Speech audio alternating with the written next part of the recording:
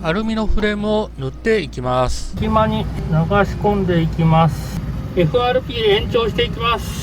おはようございます。麻生大学改造機の細です。今日はキャンピングカーの床に開いた隙間というよりももう穴と言っていいと思いますので、床の穴を塞ぎたいと思います。これからもキャンピングカーの動画を配信していきますので、チャンネル登録お願いします。はい。前回取り外した床板ですけれども、この下の FRP の床が強度がないので、踏み抜いて壊してもいけませんので、作業をするためにもう一回外した床板を置いております。で、今回は車体の右側だと、ここ。車体の左側だと、ここと、ここに穴が開いてしまってますので、こちらの穴埋めたいと思いますが、その前にこちらのアルミのフレームがかなり腐食してまして、ブラシでこすってかなり掃除はしたんですけれども、これ以上腐食が進まないように、ホームセンターでアルミにも使える油性の塗料を買ってきました。こちらはライトグレーになります。こちらを塗っていきたいと思います。暑い日が続きますが、皆さん熱中症には十分お気をつけください。塗料が垂れた時のため、タイヤの上に段ボールをかぶせます。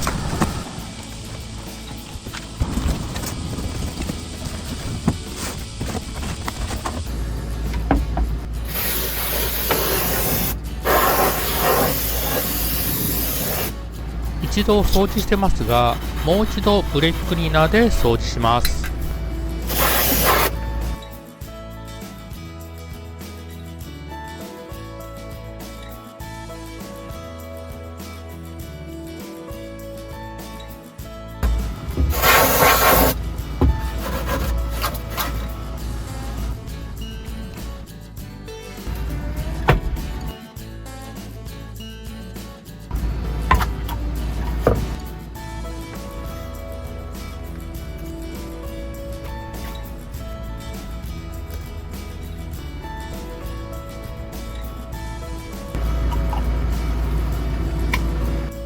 アルミのフレームを塗っていきます。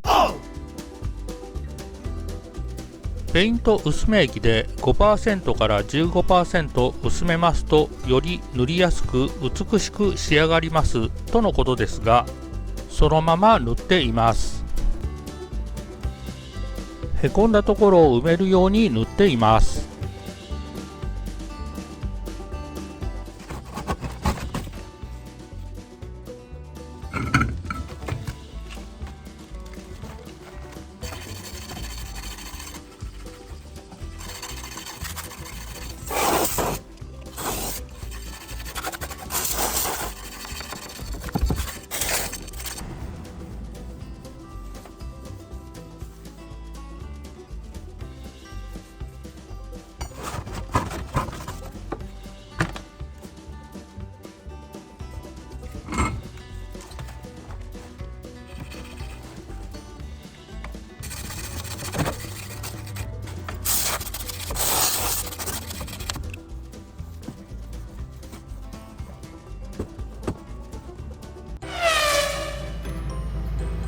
塗料が乾きました。こちらの塗料30分で乾くということですが、4時間放置しておきましたので、もうしっかり乾いております。こちらにある隙間をどうやって埋めるかですけど、前と同じようにコーキング剤で埋めてもいいのですが、ここが動画で分かりますでしょうか、少し動くんですよね。なのでコーキング剤で留めた場合に隙間が空いてしまったんだと思います。今回はコーキング剤ではなくて FRP でこちらをこの上まで延長するように FRP を追加して下がらないようにしたいと思います。その前にまずここかなり汚れてて、少しサンドペーパーで削ったんですが綺麗にならないので、グラインダーで少し掃除してやろうと思います。こちらのケーブルは下に抜けたら抜いておきたいと思います。車の下側からコーキングを取りたいのですが、これは取るの難しいな。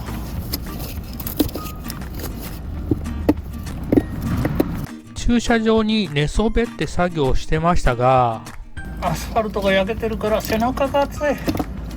よし、でかいの取れた。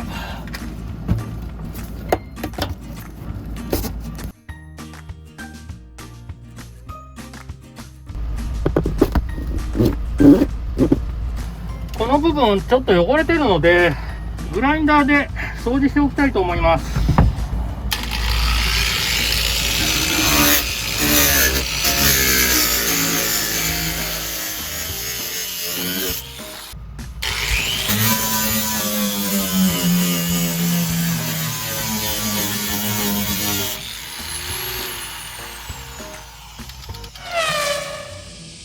はい、今日も作業を進めていきます。ホイールハウスの上の隙間ですけれども、今 FRP で塞ぐ前にマスキングテープで塞いでおります。上側はこんな感じです。塗装したアルミのフレームに直接くっつかないように段ボール紙で土手を作っています。最終的にはアルミのフレームの上まで FRP を延長する予定ではいますが、とりあえず隙間が大きすぎるので FRP パテ使ってここを少し埋めておきたいと思います。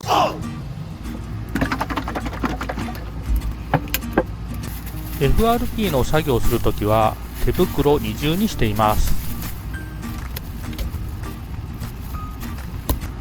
ポリペスト取材にタルクを混ぜます。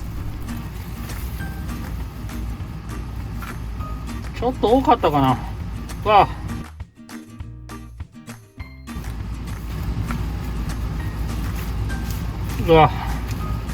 うわ、粉まみれだ。もうちょっと緩くてもよかったかな。ポリペスト取材を足しています。タルクの割合で粘度の調整ができます。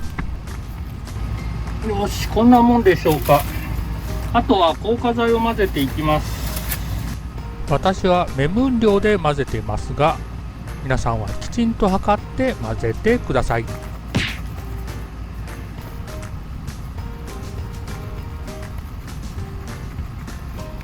それではこの隙間に流し込んでいきます。今隙間にパテを流し込んでいるのは車体の左側ですが、右側の隙間にもパテを流し込みます。今度はタルクを混ぜず硬化剤だけ混ぜたポリデスト資材を塗り、ガラスマットを貼って流し込んだパテと FRP の床を一体化させます。先ほどは車体の右側、今度は車体の左側です。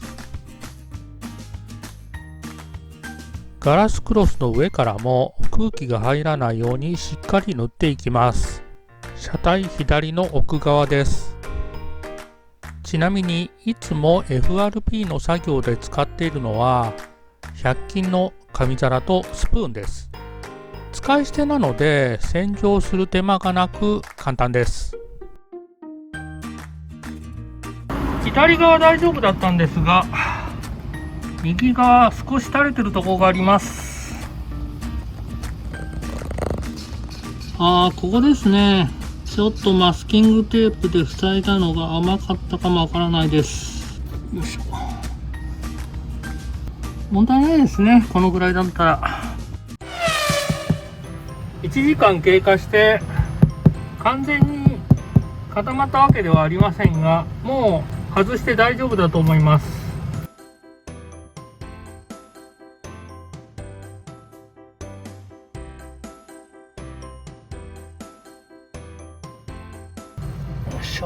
1日経ってしまうと完全に固まってしまいますが、1時間ほど経った状態であればカッターナイフでカットすることも可能です。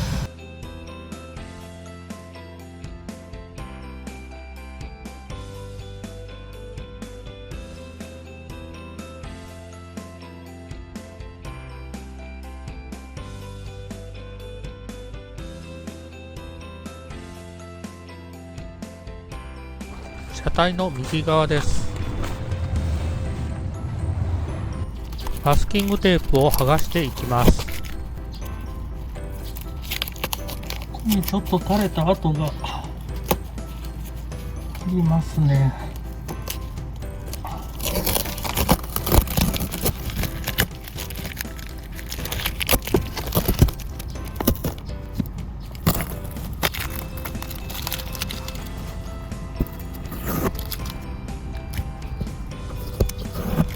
車体の左側です。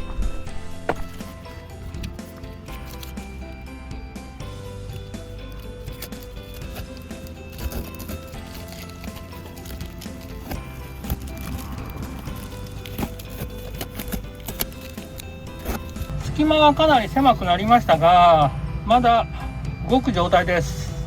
こちらも隙間狭くなりましたが、まだこちらの FRP が動く状態です。なのでこちらのアルミのフレームまで FRP を延長して下に下がらないようにしたいと思います。さらに FRP を追加するためにラップを取り付けました。このラップを挟むことで塗装したアルミのフレームには FRP がくっつかないと思います。ホワイトあんまりないな。もうホワイトあまりないので飴色を使います。飴色のポリベスト取材なのですが、長い間置いていたら変色していました。皆さんはこんな色になる前に使い切るようにしてください。よし、なんとか1箇所は FRP 足りましたけど、もうないのでホームセンターに買いに行ってきます。ホームセンターでポリベスト資材の飴色買ってきました。追加でこちら FRP 延長していきます。先ほど使った飴色のポリベスト資材はかなり昔に買ってたので、飴色というよりももう緑色に変色してしまってましたが、本来はこんな色です。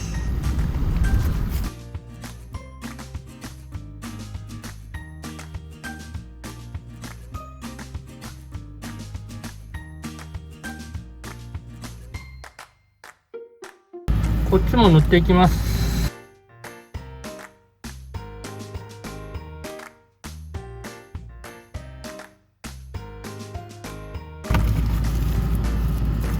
あ、硬化剤入れすぎた。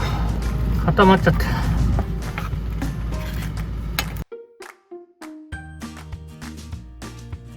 よし、塗り終えました。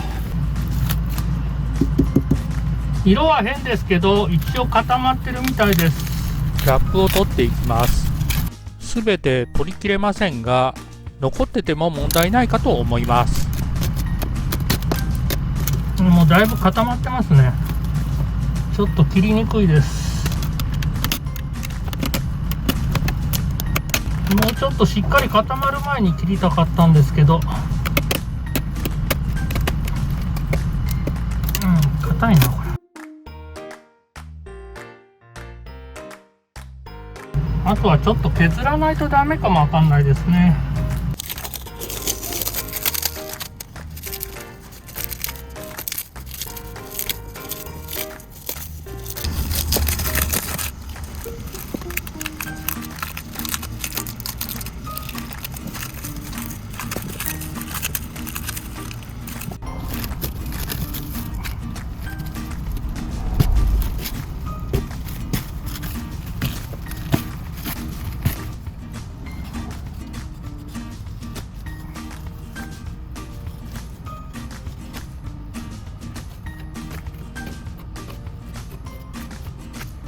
まだ完全に硬化したわけではありませんが、下に下がらなくなりました。よし、こっちも下がりません。おはよ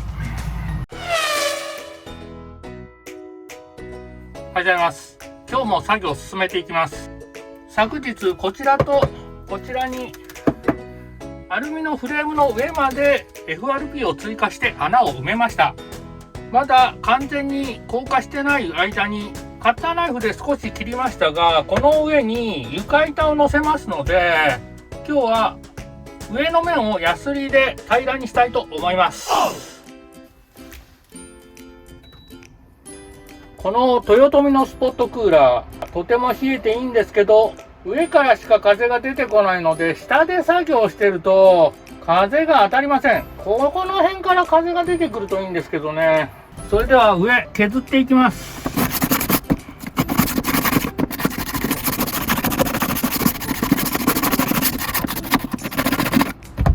ちょっと思ったより凸凹が大きいな。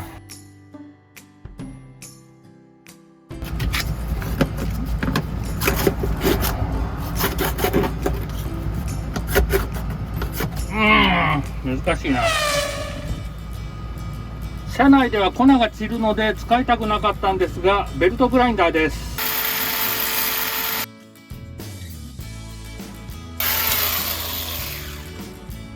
ミニデルタサンダーです。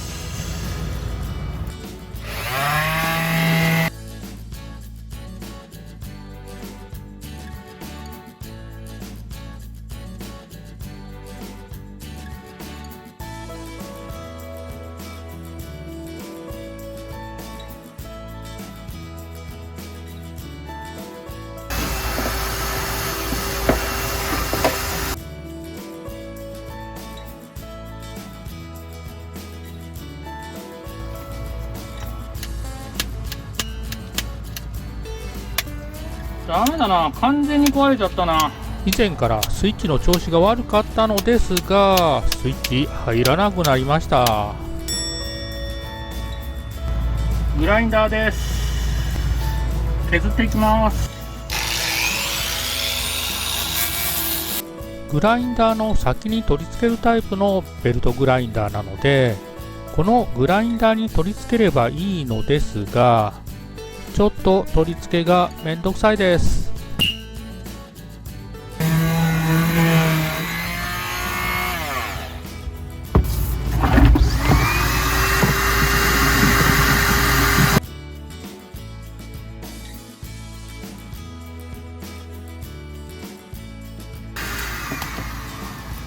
はい。今回は床の穴を FRP で埋めてみました。私の FRP の作業は自己流です。混ぜる量も目分量なので、皆さんは参考にしないようにお願いいたします。まだ下からのコーキングが残ってますが、しっかりコーキングしてしまえば、もう水が入って床板が腐ることもないかと思います。次回からは床板を張る作業を進めたいのですが、使用したい合板のサイズがホームセンターにはない大きさでしたので、ネットで注文しました。まだ板届いておりませんので、届き次第作業を進めたいと思います。今回の動画は以上になります。いつもいいねとコメントありがとうございます。これからも頑張って動画配信していきますので、チャンネル登録お願いします。最後までご視聴いただきありがとうございました。豊臣のスポットクーラー、横幅が広いから邪魔なんですよね。スポットクーラー買い替えたいです。